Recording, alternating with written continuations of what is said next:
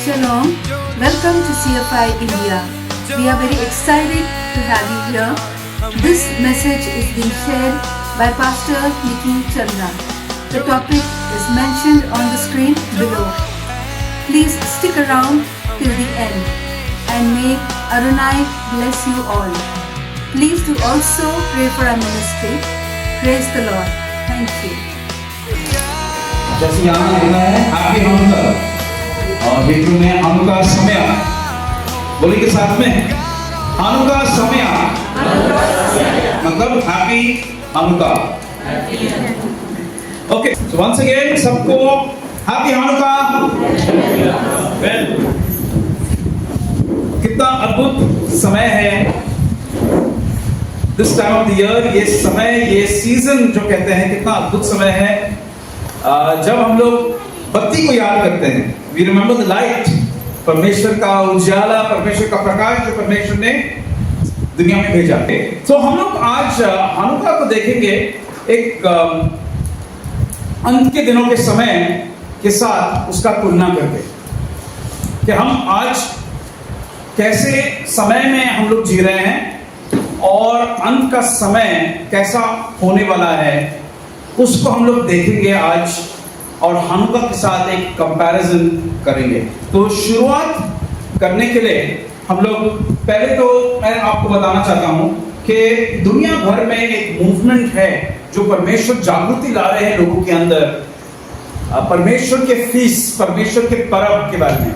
Of course हानुका Leviticus की किताब में नहीं लिखा है, परमेश्वर के 7 पर्व में से वो नहीं है, लेकिन वो बाद में हुआ और हम लोग देखते हैं, हम लोग देखने भी वाले हैं जो आप यहाँ पे भी लिखा है और हम लोग वचन से भी और एक बार हम लोग देखेंगे। प्रभु यीशु मसीह ने भी ऑब्जर्व किया इस त्योहार को।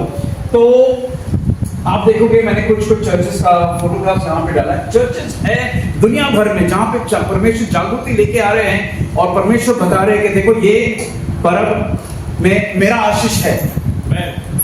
आमीन। और लोग देख रहे हैं, लोग जान रहे हैं कि जो ओरिजिनल चर्च, पुराना जो शुरुआत का जो चर्च था, हम लोग कहते हैं ना प्रेरितों के काम में जो चर्च था, द बुक ऑफ एक्ट्स, वो चर्च कौन से त्योहार मनाते थे, वो चर्च कौन से दिन मनाते थे, हम लोग भूल गए हैं इतिहास में, क्रिस्ती इतिहास में हम लोग भूल गए। लेकिन परमेश्वर एक जागृति लेके आ रहे हैं आज के दिन लोगों के अंदर इस बात को लेकर। तो आइए हम लोग वचन को खोलेंगे और आपके सामने ये वचन है। मोस्टली सब वचन इंग्लिश और हिंदी में आने वाला है और यहाँ पे हम लोग देखते हैं यूहान का सुसमाचार में 10 अध्याय 22 और 23 वचन। मैंने 2 वर्जन डाला है इंग्लिश में और हिंदी में एक वर्जन। यहाँ पे किंग जेम्स वर्जन में लिखा है and it was at Jerusalem the feast of dedication and it was winter. और कंप्लीट जूइश बाइबल सीजेबी में लिखा है देन केम हानुका इन यरूशलेम, इट वाज विंटर। और 23 वचन में लिखा है कि Jesus walked in the temple in Solomon's porch. Hindi में फिर यरूशलेम में समर्पण का उत्सव आया। सर्दी के दिन थे, मतलब अभी का सीजन है विंटर। यीशु मंदिर में सुलेमान के गार्डन में टहल रहा था। मंदिर का जो सेटअप था उसमें सुलेमान का डालन जो यहाँ पे जो लिखा है वो पूरब की तरफ था। आप समझते हैं ना, पूरब उत्तर वगैरह। तो जिस तरीके से कंस्ट्रक्शन हुआ था मंदिर का, सोलोमन का जो डालन था वो पूरब के तरफ था और वो बहुत इंपॉर्टेंट था। तो जब यूहान लिख रहा है ये बात, हमें वो एक मैसेज देने की कोशिश कर रहा है जो हम लोग कहते हैं ना हिडन मैसेज। लेकिन इतना भी हिडन नहीं है क्योंकि यूहान को पता है कि जो लोग पढ़ने वाले हैं उसके समय में उनको पता है कि पूरब की तरफ क्यों लिखा है इस तरीके से और वहां से क्या होने वाला है। तो हम लोग देखते हैं, अगर आपने ये पूरा अध्याय पढ़ा है यूहान 10वें अध्याय में, तो हम लोग देखते हैं कि यहाँ पे होने के बाद फरीसी लोग इमीडिएटली यीशु मसीह के पास आते हैं और पूछते हैं उनको कि यदि तुम मसीहा है तो हमें आप क्यों नहीं बता रहे हो। और यीशु मसीह ने क्या जवाब दिया, मैंने ऑलरेडी बताया आपको लेकिन आप विश्वास नहीं कर रहे। लेकिन उन्होंने ये बात क्यों पूछा, क्योंकि यीशु मसीह पूरब की तरफ से आ रहे थे और ये पूरब क्यों इंपॉर्टेंट है वो हम लोग देखते हैं एजिकियल नबी की किताब में। और 43 जो अध्याय है 43 और दूसरे वचन में लिखा है, तब इज़राइल के परमेश्वर का तेज पूर्व दिशा से आया। The glory of the God of Israel was coming from the east. और जब भी कोई भी डायरेक्शन लिखा है बाइबल में, उत्तर, पूरब, पश्चिम वगैरह, हमेशा उसका जो बेस होता है वो यरूशलेम होता है। बाइबल में कोई भी चीज आप देखोगे कि he went to the east, मतलब यरूशलेम से ईस्ट। वेस्ट में गया मतलब यरूशलेम का वेस्ट। हमेशा वो बेस है। तो बाइबल अगर समझना है हम लोग को तो वो सेंटर लेना इंपॉर्टेंट है। जैसे हम लोग यहाँ से भी गिनते हैं पुणे में, जब वहां कोई भी साइन बोर्ड लिखा है पुणे 20 किलोमीटर मतलब पुणे स्टेशन या पुणे का जो सेंटर पॉइंट है। और सेंटर पॉइंट हम लोग को पता है वाकड़ेवाड़ी में। आपको पता है पुणे का सेंटर पॉइंट इज वाकड़ेवाड़ी, जहां पे 0 किलोमीटर लिखा है। एक साइन बोर्ड है वाकड़ेवाड़ी में जहां पे लिखा है, एक पुराना पत्थर है ब्रिटिश के टाइप का, अभी भी है वो पत्थर, वहां पे लिखा है पुणे 0, मतलब वो पुणे का पॉइंट है जहां से गिना जाता है। ओके, सो इस तरीके से जब बाइबल में लिखा है पूरब से तो मतलब यरूशलेम से। और कोई भी रबाई, कोई भी बाइबल पढ़ने वाला उस समय में उनको पता था कि पूरब से कौन आने वाला है, परमेश्वर, मसीहा वहां से पूरब से आने वाला। इसलिए यूहान हमें उस तरीके से बता रहा है कि इज़राइल का परमेश्वर हानुका के समय में सुलेमान के डालन में टहल रहा था, क्योंकि वो पूरब के जगह में था। आमीन। अभी आप ये पिक्चर्स आप देखोगे तो ये 2 डायरेक्शंस है। ऊपर का जो पिक्चर है वो है जब अगर आप मंदिर के यहाँ पे आप खड़े हो, जहां जिसको आज कहते हैं वेस्टर्न वॉल, वो वॉल जहां पे आपने देखा होगा यरूशलेम में, जो दीवार जहां पे यहूदी लोग जाके प्रार्थना करते हैं, वहां से अगर ये फोटो लिया तो ये जैतून पहाड़ है लेफ्ट साइड पे, और लेफ्ट साइड पे और राइट साइड पे जो फोटो है वो ऑपोजिट डायरेक्शन का फोटो है। अगर आप जैतून पे खड़े होके आप मंदिर का फोटो लोगे तो बाइबल में लिखा है कि मसीहा कहां से आएगा, पूरब से। मतलब यहां पे वो लैंड करेंगे, जब वो दोबारा सेकंड टाइम को आएंगे, यहां पे लैंड होके ऐसे जाएंगे यरूशलेम के दीवार के अंदर जहां पे मंदिर का सेटअप है। हाँ, ओके। तो अब सोचिए कि यूहान हमें क्या दिखा रहा है, यहां पे क्या बता रहा है कि यरूशलेम में हानुका का समय था और पूरब से मतलब सोलोमन के डालन में यीशु मसीह वहां पे टहल रहे थे पूरब में। और इसलिए फरीसी लोग ने आके पूछा, यदि तुम मसीहा है तुम क्यों नहीं बता रहे हो, तुम ऐसी चीजें कर रहे हो जो मसीहा को करना चाहिए। और यीशु मसीह ने क्या जवाब दिया, मैंने तो ऑलरेडी बताया आपको, लेकिन आपको समझ में नहीं आया। और फिर उन्होंने आगे कहा, हम लोग देखते हैं 10 अध्याय और 30 वचन में, पिता और मैं क्या है, एक है। हिब्रू में हम लोग एखाद है, या वन, एक है। उसी दरमियान हो रहा है ये सब बातें, कब, हानुका के समय में। आमीन। तो हानुका है क्या, हानुका का मतलब है, हानुका एक हिब्रू शब्द है जिसका मतलब है समर्पण, डेडिकेशन। अगर आपने नया घर खरीदा तो आप पास्टर आशीष को बुलाओगे कि पास्टर साहब प्लीज आइए मेरे घर पे और प्रार्थना करिए। क्यों, घर का समर्पण मुझे करना है। हम लोग क्या कर रहे हैं, घर का हानुका। अब हिब्रू में अगर कहेंगे पास्टर साहब हमारे घर पे आओ, हाँ मुझे मेरे घर का हानुका करना है, समर्पण। बच्चे का हम लोग समर्पण करते हैं, राइट, वही बच्चे का हानुका हम लोग एक्चुअली कर रहे हैं। तो हानुका का मतलब है समर्पण। और हम लोग जब हानुका कहते हैं तो हम लोग याद कर रहे हैं यह त्योहार। कौन सा त्योहार, जो मंदिर का दोबारा समर्पण हुआ था यीशु मसीह के करीब 165 साल आने के पहले। अप्रोक्सीमेटली 165 ईयर्स, लगभग 165 to 170, वो दरमियान में यीशु मसीह के पहले ये बात हुआ। कुछ लोग कहते हैं कि हानुका को स्टार्ट किया क्योंकि ये क्रिसमस का जवाब है। नहीं, एक्चुअली ये क्रिसमस के पहले ही स्टार्ट हुआ था, क्योंकि यीशु मसीह के पहले 170 साल के लगभग के आसपास ये सब इवेंट्स हुआ था, जिसके बारे में हम लोग देखने वाले हैं। इसको कहते हैं, we call this the festival of lights, बत्तियों का त्योहार। क्योंकि इस फेस्टिवल में, जैसे आप यहाँ पे देख रहे हैं, हानुकिया को जलाया जाता है 9 कैंडलस्टिक्स। इसके बारे में भी थोड़ा बात हम लोग करेंगे बाद में। और हम लोग अब आगे देखेंगे कि इसका थोड़ा सा जल्दी से देखेंगे इसकी कहानी के बारे में, और फिर हम लोग देखेंगे इसका आज के दिन और फ्यूचर में, अंत के दिनों के समय में कैसा लागू हो रहा है और क्या चीज हम लोग सीख सकते हैं इससे। तो पहले तो ये मेनोरा के बारे में ये त्योहार है, मंदिर के बारे में ये त्योहार है, और लोगों के बारे में त्योहार है। 3 चीज हम लोग देखेंगे।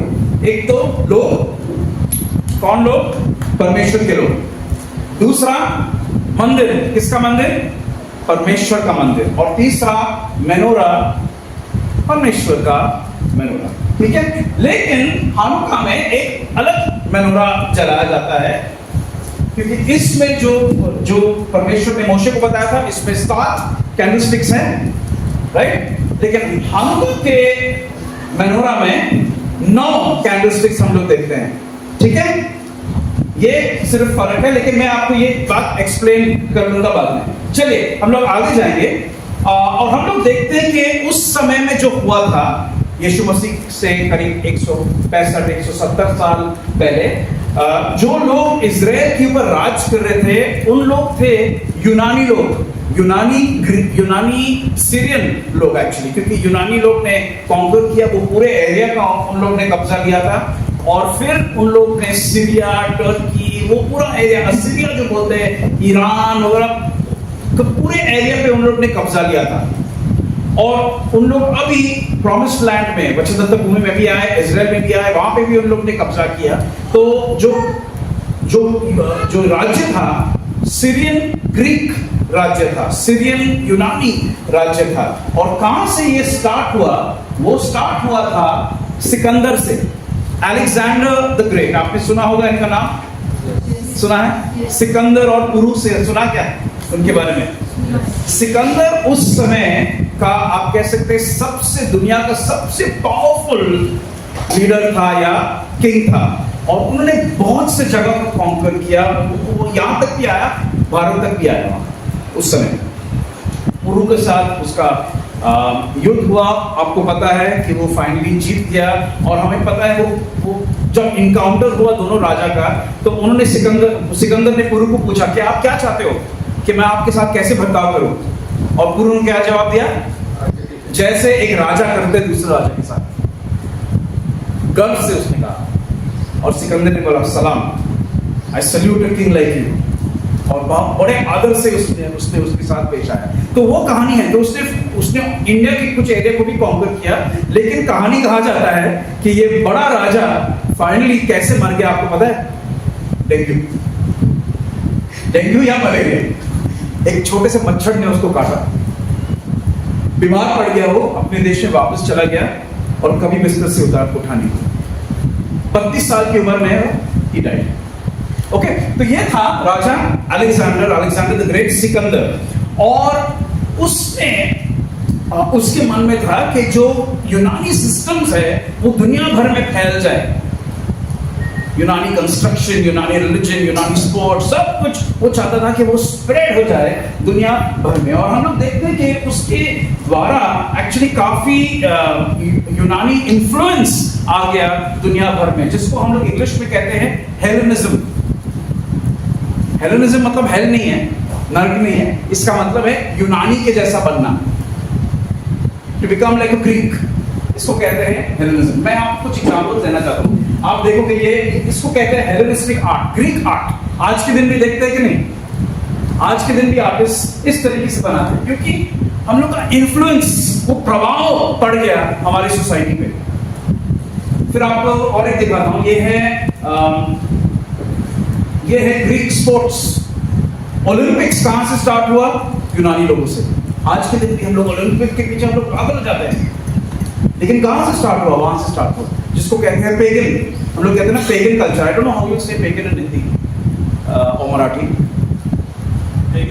पेगन ही कहेंगे। मूर्ति पूजा का एकदम हाईएस्ट फॉर्म ऑफ मूर्ति पूजा। तो स्पोर्ट्स वहां से आया। ये हिब्रू कल्चर नहीं है, ये ग्रीक कल्चर है। फिर आप देखोगे उनके रिलीजन का जो इम्पैक्ट है, उनके ड्रेसिंग स्टाइल, चांद तारों का आराधना और पूजा वहां से आया। हम लोग देखते हैं बुक ऑफ एक्ट्स में पॉल ने झगड़ा किया है ऐसे लोगों के साथ, वाद विवाद किया है ऐसे लोगों के साथ। तो वो इन्फ्लुएंस पूरी दुनिया भर में स्प्रेड हो गया, जिसको कहते हैं हेलेनिज्म या ग्रीक यूनानी कल्चर या सिस्टम स्प्रेड हुआ। और ये अलेक्जेंडर से स्टार्ट हुआ, लेकिन बहुत धीरे से हो रहा था। लेकिन इसका लेवल एकदम हाई लेवल पे आ गया जब एक राजा आया अलेक्जेंडर के कई साल के बाद, जिसका नाम था एंटियोकस द फोर्थ। उसके पिता का भी नाम था एंटियोकस और उसका भी नाम था एंटियोकस। एंटियोकस द फोर्थ था उसका नाम, चौथा।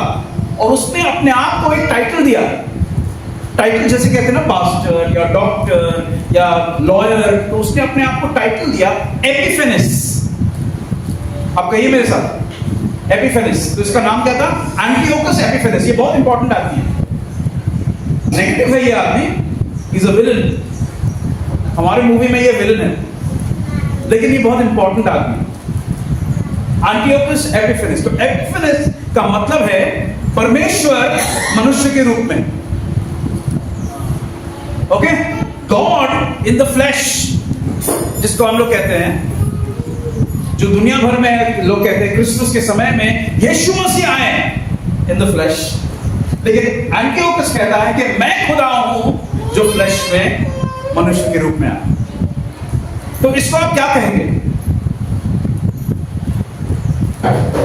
आपको एक हिंट देता हूं, एंटी क्राइस्ट, राइट? बराबर है? जो प्रिटेंड कर रहा है, जो एक्टिंग कर रहा है कि मैं परमेश्वर हूं, लेकिन एक्चुअली वो परमेश्वर ऑफ कोर्स नहीं है, वो ही एंटी क्राइस्ट। एंटी क्राइस्ट को हम लोग नॉर्मली इस तरीके से देखते हैं कि क्रिस्त विरोधक, जो विरोधी करने वाला। लेकिन जो वर्ड है ना एंटी, इंग्लिश में जो वर्ड एंटी है, उसका मतलब एक्चुअली है सब्स्टिट्यूट, किसी के जगह में आना। इसको कहते हैं एंटी। जो क्रिस्त के जगह में आ गया उसको कहेंगे एंटी क्राइस्ट। और एंटियोकस एपिफेनिस का वही मतलब है कि मैं परमेश्वर हूं जो मनुष्य के रूप में आया हूं। तो ये आदमी जब राजा बन गया, उन्होंने कहा कि मैं एक अलग ही तरीके से मैं आप राज करने वाला हूं। और वो जेंटल तरीका नहीं था, वो एकदम कठोर तरीके से था। तो उन्होंने कहा इजराइल के लोगों को कि तुम अपने परमेश्वर की आराधना अब नहीं कर सकते हो। उन्होंने शबात स्टॉप किया। उन्होंने कहा कि तोरा, बाइबल या कोई भी प्रोफेटिक बुक्स आप नहीं पढ़ सकते। उन्होंने जला दिया बाइबल के स्क्रोल्स को। बाइबल के स्क्रोल्स के ऊपर उन्होंने सुअर का लहू उसने लगा दिया। और उन्होंने कहा कि जितने भी बच्चे अगर पैदा हो रहे हैं लड़के लोग, उनका खत्म नहीं हो सकता है। और जो माता पिता ने कोशिश किया भी करने के लिए, उन्होंने उनको मार दिया। उन लोगों को, उन बच्चे को उन्होंने मार दिया। हजारों लोगों को उन्हें मारा। इनफैक्ट इस हिस्टोरिकल रिकॉर्ड्स के अनुसार उन्होंने मोर देन 1 लाख पीपल उन्होंने कुछ ही दिनों के अंदर उन्होंने मार दिया, क्योंकि उन्होंने डर फैला दिया पूरे इजराइल के लोगों के अंदर कि या तुम मेरे सिस्टम के अनुसार चलो, नहीं तो मैं तुम्हें मार डालूंगा। तो कुछ लोग डर गए, उन्होंने कहा ठीक है, okay, we will follow you. और लेकिन कुछ लोग ने कहा नहीं, हम लोग नहीं करेंगे। और फाइनली वो यरूशलेम में जाके उन्होंने मंदिर का कब्जा ले लिया। और उन्होंने कहा कि ये मंदिर में हमारे भगवान का आराधना होगा। और वो भगवान क्या था? उनका भगवान था ज़ेउस। हम लोग को नाम भी ले लेना चाहिए अकॉर्डिंग टू द बाइबल, लेकिन पीछे के अनुसार मैं ले रहा हूँ। तो उन्होंने ज़ेउस के मूर्ति को परम पवित्र स्थान के अंदर उसने डाल दिया। सोचिए, परम पवित्र स्थान के अंदर क्या था? परमेश्वर का कोष। वो हटा के उन्होंने कहा अब ज़ेउस तुम्हारा खुदा है। और जो भी ज़्यूस की आराधना नहीं करेगा उनको हम लोग मार डालेंगे। और उन्हें बहुत से लोगों को मार दिया। कुछ लोग डर के हाँ ठीक है करेंगे। मैक्सिमम लोग अच्छे डर रहे हैं क्योंकि जान बचाना था, बच्चे की जान बचाना था। अब हम लोग क्या करेंगे? हमारे बच्चों को मारने वाले हमारे सामने, हम लोग क्या करेंगे? हाँ ठीक है। सोचिए ऐसा वातावरण वहां था, उसने डर का वातावरण फैला दिया वहां पे। आप खा नहीं सकते हो, आप जी नहीं सकते हो, हंटर की तरह आपके घर में आके ढूंढ रहे हैं आपको। ये सिस्टम फॉलो करो।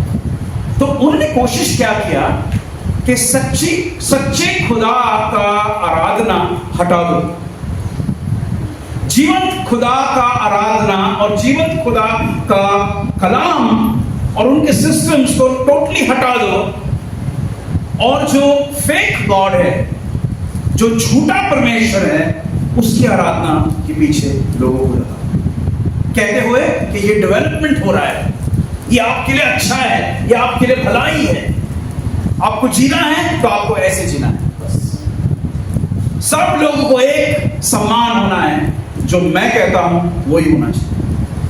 डिक्टेटर जो कहते हैं इंग्लिश में, उन्होंने वही किया। ये कहां पे हो रहा था? अब ये मैप को आप देखिए, क्योंकि हम लोग को समझना है आज का सिचुएशन और उस समय का सिचुएशन। ठीक है, तो इस मैप को देखिए, और ये जो एरो है यहां पे, ये है इजराइल। ओके, तो ये पूरा जो एम्पायर है, देखिए यहां पे सीरिया, ऊपर आप देखोगे ये टर्की, आगे उस साइड इराक, ईरान, ये जो पूरा एरिया है वो उस समय एंटियोकस एपिफेनेस का पूरा राज्य वहां पे था। यहां पे ये सब हो रहा है। ठीक है, ये एरो इजराइल, समझ लीजिए, अपने मन में रखिए, बाद में हम लोग दोबारा ऐसे पास आएंगे। अब एक ग्रुप ने कहा, एक आदमी जो याजक था, उसका नाम था मत्ताइस, उन्होंने कहा हम ये सब नहीं करेंगे, हम सिर्फ यहोवा की आराधना करेंगे। और उन्होंने अपने उसके 5 बेटे थे, उन्होंने अपने फैमिली को लेके उन लोग छिप गए पहाड़ों में और कहा कि हम लोग ये गलत चीज नहीं करेंगे। लेकिन उनके पीछे कुछ लोग फिर आने लगे, और फिर इनके बीच में, इस परिवार के बीच में और उनके साथ जो लोग थे, और यूनानी सीरियन आर्मी के साथ करीब 3-3.5 साल लगभग युद्ध हुआ। बार बार युद्ध होने लगा और बार बार ये छोटा सा ग्रुप जीत रहा था। यूनानी सीरियन आर्मी दुनिया का सबसे पावरफुल, लेकिन उनके सामने ये ग्रुप जीत रहा था बार बार। और फिर फाइनली पिता मर गया, राइट, और ये एक इमेज है उनका। लेकिन मरते वक्त उन्होंने कहा कि मैं अपने बेटे 5 में से एक बेटे को मैं चार्ज दे रहा हूं, जिसका नाम था यहूदा, और उसका निकनेम जो कहते हैं ना, लाइक पेट नेम, जैसे इनका नाम है राहुल जॉर्डन, उसका पेट नेम है बड़ी। तो यहूदा का पेट नेम था हैमर, हथौड़ा, और वहां से आया नाम मैकबी, क्योंकि उसका रेपुटेशन था कि वो हथौड़े से शत्रु को मारता था, द हैमर। तो उसको नाम दिया गया कि तुम्हारा नाम ही है हथौड़ा, और फिर पूरे ग्रुप को वो नाम आ गया मैकबीज। तो हम लोग आज जब कहते हैं मैकबीज, वो लोग थे जिन्होंने रेजिस्ट किया इस सीरियन ग्रीक सिस्टम को, और कहा कि सिर्फ हम लोग जीवित परमेश्वर की आराधना हम लोग करेंगे। तो उन लोग जब जीत गए तो उन लोग वापस आ गए मंदिर में, और उन्होंने कहा कि हम लोग मंदिर का दोबारा हम लोग समर्पण करेंगे, क्योंकि मंदिर में क्या हुआ था मंदिर में, इस मूर्ति वहां पे गया, उस मूर्ति को डाला गया परम पवित्र स्थान के अंदर, और सुअर का लहू उन लोग ने छिड़क दिया वहां पे, और जहां पे परमेश्वर के सिस्टम के अनुसार बलि होता था, वहां पे उन्होंने सुअर का बलि उन्होंने किया। तो पूरा भ्रष्ट हो गया परमेश्वर का मंदिर। तो मैकबीज ने कहा कि अब हम लोग जीत गए, हम लोग ने हटा दिया इनको, मंदिर वापस हमारे हाथ में आ गया 3.5 साल के बाद, और अब हमें दोबारा इसका समर्पण करना है, और उस दिन को हम लोग कहते हैं हम, ये है हम।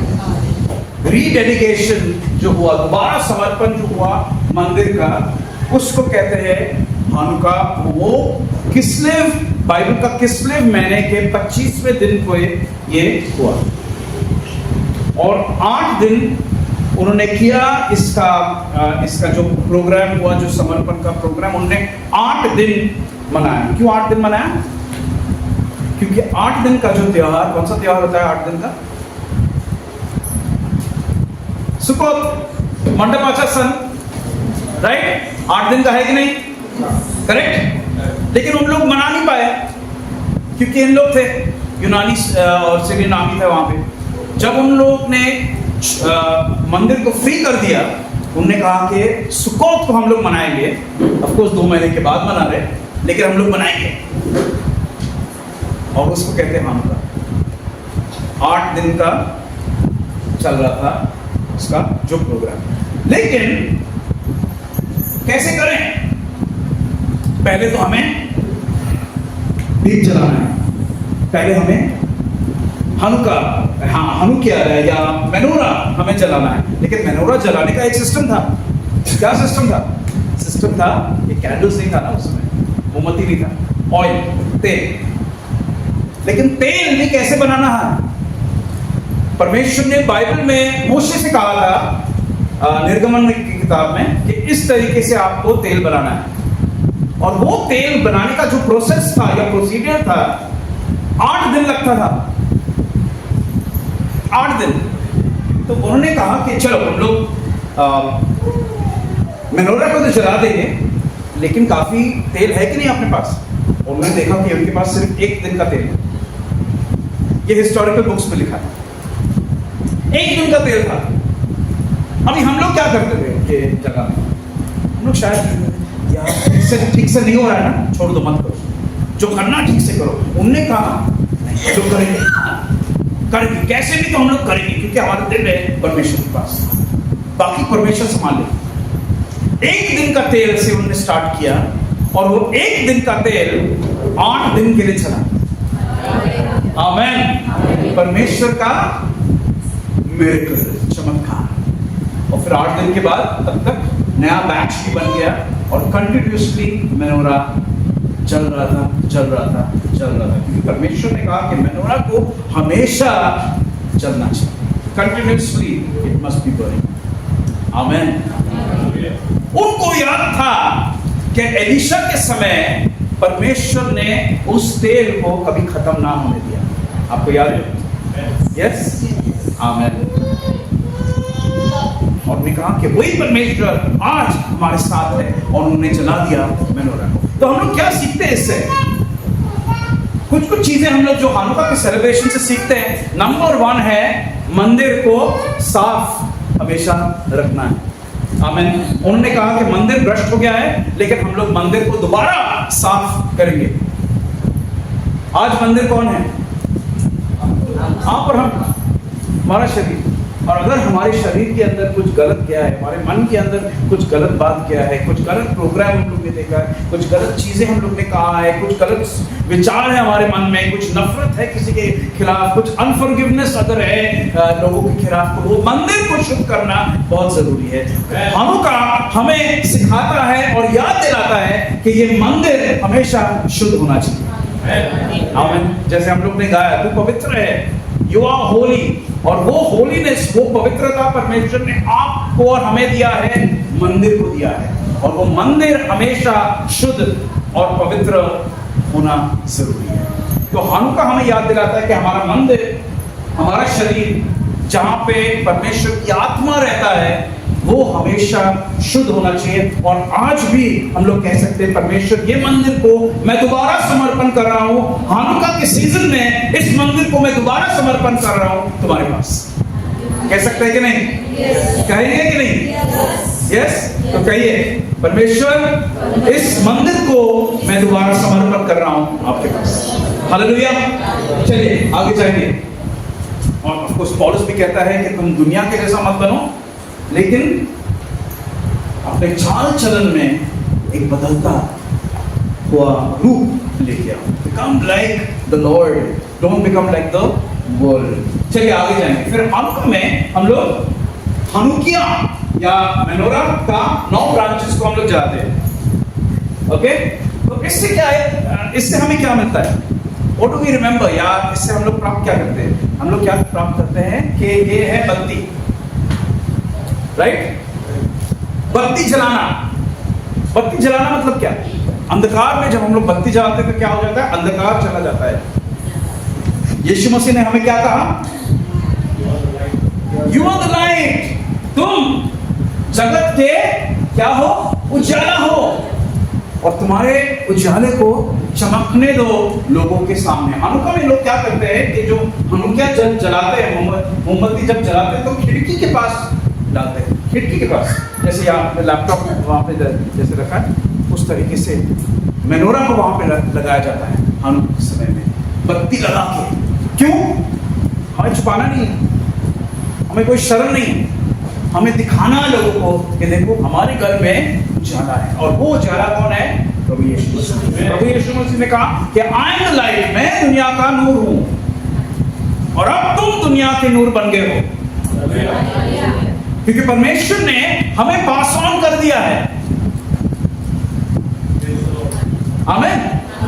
हमें परमेश्वर ने उस उजाला को पास ऑन कर दिया है। और जब हम लोग हानुका में बत्ती जलाते हैं, हम लोग घोषित कर रहे हैं लोगों को कि देखो हमारे घर के अंदर प्रकाश है, नूर है। और यीशु मसीह ने वही सिद्धांत के बेसिस पे यीशु मसीह ने कहा कि तुम उसी प्रकार तुम्हारा उजाला मनुष्य के सामने चमकने दो, ताकि लोग तुम्हारे कर्तव्य को देखें, तुम्हारे अच्छे कर्तव्य को देखें, और पिता की उन लोग आराधना करे, या दे विल ग्लोरीफाई गॉड, उनकी बड़ाई करे तुम्हारे कर्तव्य को देखें। हमारे कर्तव्य बहुत इंपॉर्टेंट, सही कर्तव्य करना, सही जिंदगी जीना, सही तरीके से लोग चीज करना, ताकि लोग देखें और लोग कहें कि इनके अंदर सच्चे खुदा की आत्मा इनके अंदर है। हानुका हमें ये बात याद दिलाता है। आमीन। हानुका में हम लोग अच्छे खाना खाते हैं। ऑफ कोर्स फेस्टिवल कर रहे हैं, फ्राइड फूड खाना चाहिए। मुंह में पानी आ रहा है। फ्राइड फूड खाना चाहिए। क्यों फ्राइड फूड? तला हुआ क्यों? ताकि हम लोग मोटे हो सकते हैं, वेट आउट ऑफ कंट्रोल चला जाएगा। ठीक है, बाद में वापस कंट्रोल करो, 1 हफ्ते के लिए। लेकिन क्यों? इसका मतलब क्यों है? क्योंकि इसमें ऑयल, ये त्योहार ऑयल के बारे में है। क्योंकि ऑयल जो है, तेल जो है, 8 दिन के लिए खत्म नहीं हुआ। परमेश्वर का चमत्कार हम लोग कहते हैं, तेल से याद कर रहे हैं। देखिए एक छोटी चिन्ह है, इसमें बाइबल में नहीं लिखा है कि आप समोसा खाओ, लेकिन बाइबल में ये भी नहीं लिखा है कि आप दाल मलो। ओके, लेकिन हम लोग ये चिन्ह क्यों करते हैं कभी कभार? क्योंकि वो हमें कनेक्ट करता है परमेश्वर के साथ। इसमें कोई रिलीजन नहीं है। ये ऐसे अच्छा खाने से हम लोग का धार्मिकता नहीं बढ़ने वाला है, लेकिन हम लोग कनेक्ट हो रहे हैं परमेश्वर के साथ ऐसे चिन्ह के साथ। और ये चिन्ह हमें कनेक्ट कर रहा है परमेश्वर के बारे में, हमें याद दिलाना है, क्योंकि हम लोग इंसान हैं और चिन्ह का जरूरत होता है कभी कभार हमारे जिंदगी में। So the oil reminds us, oil हमें याद दिलाता है कि परमेश्वर ने हानुका के समय में 8 दिन के लिए, एक दिन का ऑयल 8 दिन के लिए स्ट्रेच हुआ, क्योंकि परमेश्वर ने एक चमत्कार। आमीन। ऑयल हमें याद दिलाता है, पवित्र आत्मा हमें याद दिलाता है कि हमें बाइबल स्टडी करना चाहिए। यीशु मसीह ने क्या कहा कि पवित्र आत्मा जब आएगा वो तुम्हें सब बातें सिखाएगा और वो मेरे बारे में आपको सिखाएगा। आमीन। तो ऑयल, तेल, पवित्र आत्मा हमें क्या बताता है? बाइबल पढ़ो, रोज बाइबल पढ़ो, रोज बाइबल स्टडी करो। हम लोग देखते हैं यीशु मसीह के भी मिनिस्ट्री में नॉलेज ऑफ द बाइबल का नॉलेज बहुत क्लियर था। जब भी लोगों ने उनको पूछा किसी चीज के बारे में, उन्हें हमेशा वचन से जवाब दिया। पौलुस का भी जिंदगी ऐसे ही था। तो नॉलेज ऑफ बाइबल होना जरूरी है, वो आता है पवित्र आत्मा से। हानुका हमें क्या सिखाता है? तेल हमें क्या सिखाता है? पवित्र आत्मा हमें बाइबल के पास लेके जाता है। आमीन। और इसलिए हम लोग सेलिब्रेट करते हैं हम समर्पण, हमारा शरीर, बत्ती, तेल यीशु मसीह ने किया तो हम क्यों नहीं करें? अगर यीशु मसीह ने हानुका सेलिब्रेट किया तो उनके शिष्यों को तो जरूर करना चाहिए। अगर ये तो unlock Hanukkah at the rate of 1। Okay, अब हम लोग just let it lock, let lock. अब हम लोग देखने वाले हैं, तो आप खोलिए मेरे साथ एक वचन को। अब हम लोग हानुका में जो हुआ था और अंतिम के दिनों के बारे में हम लोग अब देखने वाले हैं।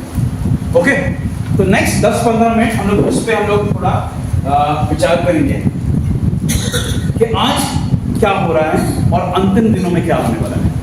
ओके, तो आपने देखा है कि हानुका में क्या हुआ था, कौन आया था वहां पे सबसे इंपॉर्टेंट विलेन जो हम लोग कहते हैं, उसका नाम एंटियोकस एपिफेनेस। एपिफेनेस मतलब परमेश्वर जो मनुष्य के रूप में आया, जिसको हम लोग कहते हैं एंटी क्राइस्ट, फेक जो गॉड है। ओके, तो या अब अंत के दिनों में कितने लोग ने प्रकाशित वाक्य पढ़ा? हाथ दिखाइए। प्रकटीकरण पढ़ा है। अंत के दिनों में कौन आएगा? एंटी क्राइस्ट, क्रिस्त विरोधक, परमेश्वर के जगह में जो दिखाने की कोशिश करेगा कि देखो मैं सब कुछ हूं। वैसे एंटियोकस एपिफेनेस ने क्या किया? लोगों को जबरदस्ती कहा कि तुम अगर मेरे तरीके से तुम नहीं जियोगे तो तुम जी नहीं पाओगे। एंटी क्राइस्ट क्या करेगा? मार्क ऑफ द बीस्ट जिसको कहते हैं, तुमने अगर वो नहीं लगाया तो तुम खरीद नहीं सकते हो कुछ, हॉस्पिटल्स में नहीं जा सकते हो, जोमेटो नहीं कर सकते हो, कुछ नहीं, क्योंकि उससे सब कुछ कनेक्टेड होने वाला है। एग्जैक्टली जो इसने किया।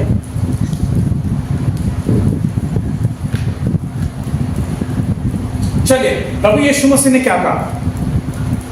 क्योंकि अभी हम लोग सोच रहे हैं, अभी देखो अभी ये सिर्फ इतिहास नहीं, अब ये हमारे लिए और भविष्य में लागू। तो प्रभु यीशु मसीह को पूछा गया है, सब लोग को इंटरेस्ट था उस समय, लेकिन प्रभु आप वापस कब आओगे?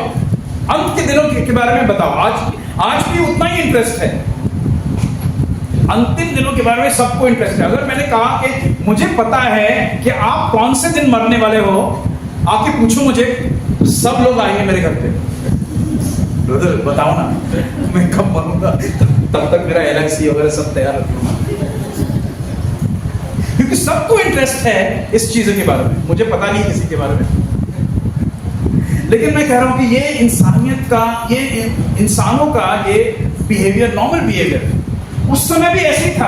तो उन लोग आए प्रभु यीशु मसीह के पास, उनके शिष्य कि प्रभु आप वापस कब आओगे? अंत के दिनों में अंत के दिनों में क्या होने वाला है, आप प्लीज बताइए। और मत्ती 24 में, जिसको कहते हैं इंग्लिश में ओलिवेट डिस्कोर्स, जैतून के पहाड़ पे उन्होंने बैठ के उन्होंने लोगों को बताया कि अंतिम दिनों में क्या होने वाला है।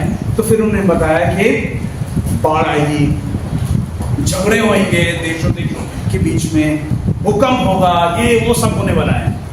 और इसलिए जब भी एक भूकंप होता है, क्रिस्ती लोग क्या कहते हैं? प्रभु वापस आ रहे हैं। लेकिन 2000 साल से भी भूकंप हो ही रहा है, प्रभु यीशु मसीह वापस तो नहीं आया। 2000 साल से युद्ध चल रहे हैं, लेकिन प्रभु वापस नहीं आए। लेकिन उन्हें और एक चिन्ह दिया, और वो है यरूशलेम को लेके। और वो तभी ही लागू हो सकता है जब यरूशलेम वापस यहूदी हाथ में है, और वो 1948 से हुआ है। फ्रॉम 1948 जब इजराइल दोबारा आ गया है, तब से हम लोग कह सकते हैं कि एंड टाइम्स का सिचुएशन अब यहाँ पे है। हम लोग उस समय में जी रहे हैं। 75 साल हो गया है ऑलरेडी इजराइल को वापस, 76 ईयर्स हो गए। अंत के समय बहुत नजदीक है। तो प्रभु ने क्या कहा? चलिए हम लोग ये वचन पढ़ेंगे। मत्ती 24 और 15 वचन में प्रभु ने कहा, यीशु मसीह ने कहा, सो जब तुम उस उजाड़ने वाली घृणित वस्त्र को, जिसकी चर्चा दानियल भविष्यवक्ता के द्वारा हुई थी, पवित्र स्थान में खड़ी हुई देखोगे, When you see the abomination of desolation, मतलब जो मंदिर को भ्रष्ट करने वाली बात है, जिसकी वजह से डेजोलेशन मतलब क्या, लोग चले जाते हैं, खंडर हो जाता है। जब आप ये बात देखोगे तब आपको पता है कि अंत का समय आ गया, राइट? अब डैनियल हानुका के पहले था और डैनियल ने यही बात लिखा है 7वें अध्याय और 8वें अध्याय में। डैनियल 7 और 8 अगर आप पढ़ेंगे तो डैनियल इसी के बारे में लिखता है। इनफैक्ट डैनियल कहता है एक छोटा सा Singh, small horn, little horn, वो एक बड़ा राज्य बन जाएगा। उसमें हम लोग नहीं जाएंगे गहराई में, लेकिन डैनियल ने जो कहा वो हानुका के समय में हुआ था। क्योंकि वो जो छोटा सा सिंह एंटियोकस एपिफेनिस बड़ा राजा बन गया और फाइनली वो मंदिर में जाके मंदिर को उसने भ्रष्ट किया। अब यीशु मसीह कह रहे हैं कि वो तो हुआ लेकिन ये दोबारा भी होने वाला है, दोबारा भी होने वाला है। यीशु मसीह यही कह रहे हैं। मत्ती 24 फ्यूचर का अध्याय है, मैथ्यू 24 और 25 भी, दोनों अध्याय फ्यूचर के अध्याय हैं। और यीशु मसीह कह रहे कि जैसे हुआ था उस समय दोबारा यही होने वाला है। मतलब क्या है, अब यरूशलेम में मंदिर नहीं है तो क्या ये कैसे होगा? मंदिर बनेगा और कुछ समय के लिए ख्रिस्त विरोधक उस मंदिर में जाएगा। क्या कैसे मराठी में कहेंगे? बालजबरी, राइट? जबरदस्ती, जैसे इस आदमी ने किया था। और यीशु मसीह कह रहे हैं कि जो हुआ था उस समय एग्जैक्टली वही चीज होने वाला है दोबारा, जो डैनियल नबी ने कहा। और इसलिए हानुका समझना बहुत इंपॉर्टेंट है, क्योंकि जो हुआ था दोबारा होगा। इक्लेसियास्टिस की किताब में, इक्लेसियास्टिस सब उद्देशक, राइट? उपदेशक, सब उद्देशक, Ecclesiastes, correct? Okay, chapter 1 and verse 9, 1-9 में लिखा है कि जो था वो है और वही होगा, और सूरज के नीचे कोई नई बात नहीं। There is nothing new under the sun. हम लोग सोचते हैं प्रोफेसी हो गया खत्म। नहीं, यीशु मसीह कह रहे हैं कि हो गया और दोबारा होने वाला है, क्योंकि ये बाइबल सिस्टम जो होता है वो साइक्लिकल होता है, बार बार होता है। और इसलिए इतिहास को समझना कितना महत्वपूर्ण है, क्योंकि हम लोग इतिहास को अगर नहीं समझेंगे हम लोग भविष्य को नहीं समझ पाएंगे। एक बाइबल स्कॉलर ने कहा कि अगर आपको प्रकाशित वाक्य समझना है, प्रकटीकरण समझना है, तो आपको उत्पत्ति समझना पड़ेगा पहले, क्योंकि शुरुआत में जो हुआ जेनेसिस चैप्टर 1 और 2 में, वो रेवलेशन के लास्ट चैप्टर में वही चीज हो रहा है। यीशु मसीह कह रहे हैं कि जो हुआ था वो दोबारा होने वाला है। मंदिर को जो भ्रष्ट किया था एंटियोकस एपिफेनिस ने, वही चीज दोबारा होगा मेरे आने के पहले। अब देखिए पौलुस क्या कहता है। पौलुस कहता है दूसरा थेसलोनियंस में, दूसरा थेसलोनियंस चैप्टर 2 दूसरा अध्याय और 1, 3 और 5 हम लोग देखेंगे। यहां पे लिखता है पौलुस के भाइयों, अब हम अपने प्रभु यीशु मसीह के आने, ओके, प्रभु यीशु मसीह का आना और उसके पास अपने इकट्ठा होने के विषय में। उनके पास इकट्ठा होना मतलब क्या? रैप्चर, जिसको हम लोग कहते हैं रैप्चर, करेक्ट? तो वो विषय में आप पौलुस हमें सिखा रहा है यहां पे, और कह रहा है कि उस विषय में तुमसे विनती करता हूं। अब तीसरा वचन देखिए, किसी रीति से किसी के धोखे में ना आने, क्योंकि वह दिन न आएगा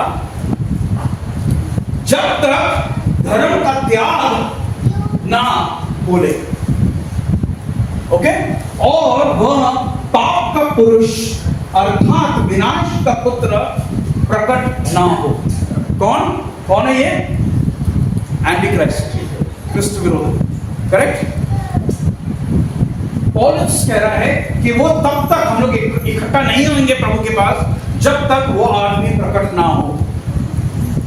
और आगे कहता है 4वें वचन में, जो विरोध करता है और हर एक से जो परमेश्वर या पूज्य कहलाता है, अपने आप को बड़ा ठहराता है, मतलब परमेश्वर से भी ऊपर, मैं परमेश्वर से भी ऊपर हूं, आई एम द बेस्ट, यहां तक कि वो परमेश्वर के मंदिर, परमेश्वर का मंदिर, ओके, परमेश्वर के मंदिर में बैठकर हानुका, राइट, पौलुस कह रहा है वो परमेश्वर के मंदिर में बैठकर अपने आप को परमेश्वर प्रकट करता है। पौलुस कह रहा है कि जो हुआ था हानुका में, समझ लो, क्योंकि सेम चीज आगे होने वाला है। प्रभु यीशु मसीह के आने के पहले, हमारे उठ लिए जाने के पहले ये सब होने वाला है। पौलुस कह रहा है क्लियर, हानुका समझ लो। और इसलिए हानुका इंपॉर्टेंट है क्योंकि हानुका के समय में दो लोग थे। एक लोग जो थे जो डर गए एंटियोकस एपिफेनेस से और उन्होंने कहा ठीक है हमारी जान बचाने के लिए हम लोग कर लेंगे। लेकिन कुछ लोग थे जिन्होंने कहा नहीं, जैसे हम लोग कहते रहे हमारे देश में, सर कटा लेंगे लेकिन झुकाएंगे नहीं। माकबीस ने वही कहा, हम लोग झुकाएंगे नहीं, हम लोग सिर्फ यहोवा की आराधना। बहुत से कम लोग थे, they were very few in number, लेकिन परमेश्वर बड़े झुंड के साथ कभी काम नहीं करते, छोटे नंबर्स के साथ काम करते हैं, और वो छोटे नंबर्स को परमेश्वर बढ़ाते हैं। इवन द क्रिश्चियन मूवमेंट जब स्टार्ट हुआ 12 ही लोग थे, मैक्सिमम आप कह सकते हैं 500 लोग थे यीशु मसीह के फॉलोअर्स, 500 बस, that was not a big number. लेकिन वहां से कहां पे हम लोग आ गए? 50-60% ऑफ द वर्ल्ड यीशु मसीह के आज फॉलोअर्स हैं। परमेश्वर हमेशा छोटे से स्टार्ट करते हैं, और हानुका हमें याद दिलाता है कि एंटियोकस एपिफेनेस आने दो, नो प्रॉब्लम, फ्यूचर में भी वो आएगा, हमें डरना नहीं है, हमें स्थिर रहना है और सही परमेश्वर का सही टीचिंग के पीछे हम लोग जाके हम लोग जब करेंगे, फेथफुली करेंगे, परमेश्वर हमें जीत दिलाएंगे, परमेश्वर हमें कुचलने नहीं देंगे। He will not let us lose। Antichrist को आने दो, कुछ भी करने दो, परमेश्वर जब हमारे साथ है, जब हम लोग फेथफुल है, परमेश्वर हमारे साथ है और हम लोग जीतेंगे। आमीन। हानुका हमें ये बात याद दिलाता है। 3 वचन हम लोग देखेंगे यहाँ पे, दानियल 7:21, रेवलेशन 13:7, दोनों सिमिलर हैं। दानियल 7:21 में लिखा है, और मैंने देखा, दानियल कह रहा है, मैंने देखा कि वह सिंह पवित्र लोगों के संग लड़ाई कर रहा है। कौन सा? वो सिंह, छोटा सा सिंह। प्रकाशित वाक्य में क्या लिखा है? और उसे यह अधिकार दिया गया, किसको? एंटीक्राइस्ट को। कुछ समय के लिए उसको अधिकार दिया, पवित्र लोगों के साथ लड़े और उन पर जय भी पाए कुछ देर के लिए। दानियल कहता है कि वो सिंह पवित्र लोगों के संग लड़ाई करके उन पर उस समय तक प्रबल भी हो गया जब तक वो अति प्राचीन ना आए, until the ancient of days came। मतलब प्रभु आने तक थोड़ा सा जीत हो पाएगा, लेकिन जब प्रभु आएगा उसको खत्म कर देगा। प्रकाशित वाक्य से कह रहा है, और मत्ती में प्रभु हमें कहता है कि मेरे नाम के कारण सब लोग तुमसे बैर करेंगे, they will hate you, पर जो अंत तक धीरज धरे रहेगा उसकी उधार। Those who remain faithful till the end। मतलब देखिए, हमें तैयार होना है कि अंत का समय, मुश्किल का समय होने वाला है। It's not going to be an easy time। हानुका में जैसे लोगों को मार रहे थे, कुचल रहे थे, लेकिन कुछ लोग ने कहा हम लोग नहीं झुकेंगे, हम लोग सही चीज करेंगे। हानुका हमें ये याद दिलाता है, और हमें हानुका एक पैटर्न देता है कि ये फ्यूचर में होने वाला है। प्रभु यीशु मसीह ने यही कहा कि ये भी फ्यूचर में होने वाला है, भविष्य में होने वाला है। लेकिन माकाबीस की तरह हम लोग टिके रहे, समझ में आ रहा है? अब देखिए आज के दिन क्या हो रहा है। अब आज के दिन हम लोग ने भूतकाल में पास्ट भूतकाल के बारे में देखा, भविष्य के बारे में हम लोग ने देखा। अब आज क्या हो रहा है? अब देखिए उस समय के मैप आप समझ कर राइट, याद है यही देखा था हम लोग ने। यहाँ पे Israel, Syria, Turkey, Iraq, Iran, ये पूरे एरिया पे उन्होंने राज किया और यहाँ के लोग ने आके इजराइल के ऊपर अत्याचार किया। अब आज क्या होगा? आज का मैप देखिए, यह है इजराइल, यह है सीरिया, यह है टर्की, यह है ईरान, यह है इराक, यहां पे है इजिप्ट, सऊदी अरेबिया, जॉर्डन। यही सब देश के लोग कौन हैं?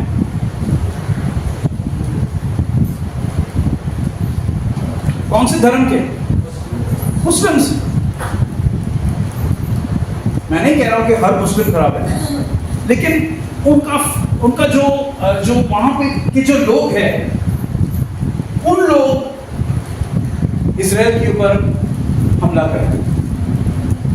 करेक्ट? गाजा से लेबनान, हिजबुल्लाह, अब सीरिया का स्टार्ट हो रहा है, नीचे यमन से हुतीस, इराक से अभी भी हो रहा है, ईरान से हो रहा है।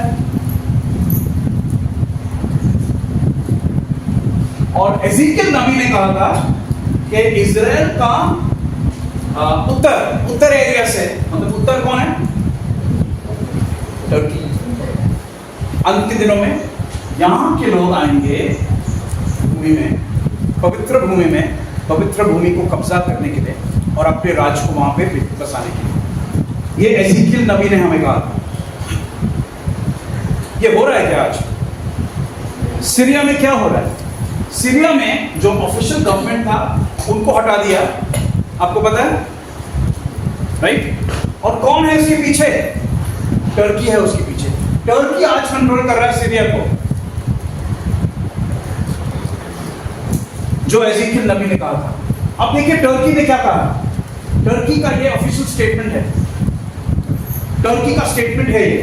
उन्होंने कहा कि the issue of Jerusalem is not an ordinary geopolitical problem for us. Our ancestors showed their respect for the country by keeping the city in high esteem. मतलब ये हमारे पूर्वजों के जगह है जेरूसलम। कौन कह रहा है ये? टर्की कह रहा है। Jerusalem is our city, a city from us. ये कौन कह रहा है? इस्लाम के लोग कह रहे हैं कि यरूशलेम हमारा जगह है। आज सीरिया को कौन कंट्रोल कर रहा है? टर्की कंट्रोल कर रहा है। और वो लोग क्या कह रहे हैं? यरूशलेम हमारा है। मतलब नेक्स्ट क्या है? यरूशलेम। नेक्स्ट क्या है? यरूशलेम। यरूशलेम में क्या करना है उनको?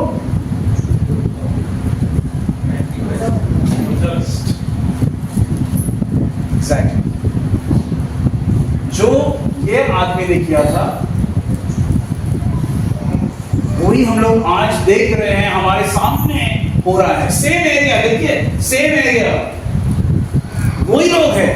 ऑफ कोर्स उस समय के लोग अलग थे, लेकिन वही आत्मा जो वहां पे घूम रहा है अब इनके द्वारा कर रहा है। और अंत के दिनों में यही होने वाला है। और हमने हमारे आंख के सामने हम लोग देख रहे हैं, और कई क्रिश्चियन लोग पहचान नहीं रहे कि क्या हो क्या रहा है, क्या हो रहा है। हानुका हो रहा है।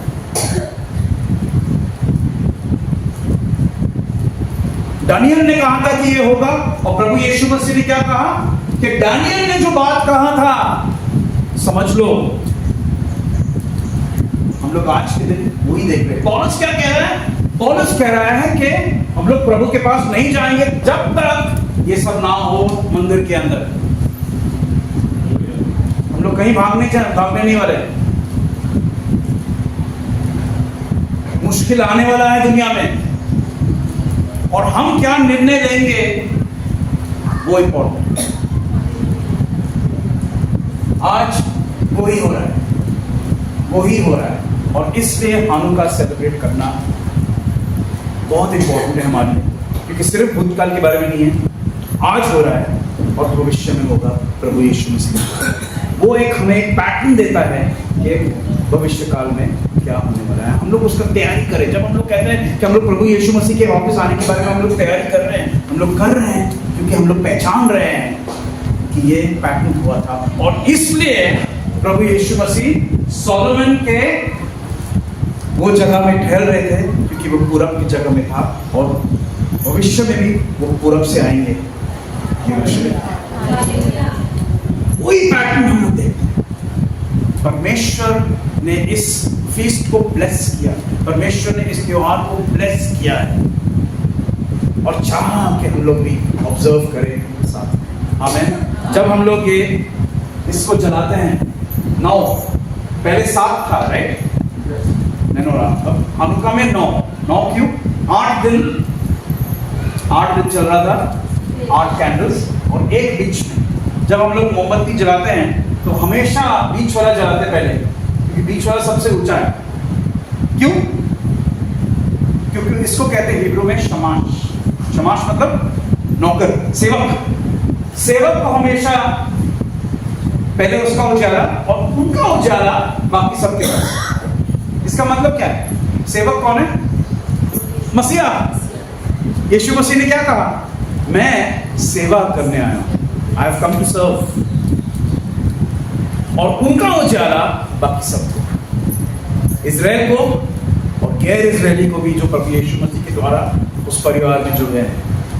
हानुका हमें वो बात याद दिलाता है कि हम लोग सब साथ हैं इजराइल के साथ। मसीहा में हम लोग सब साथ हैं।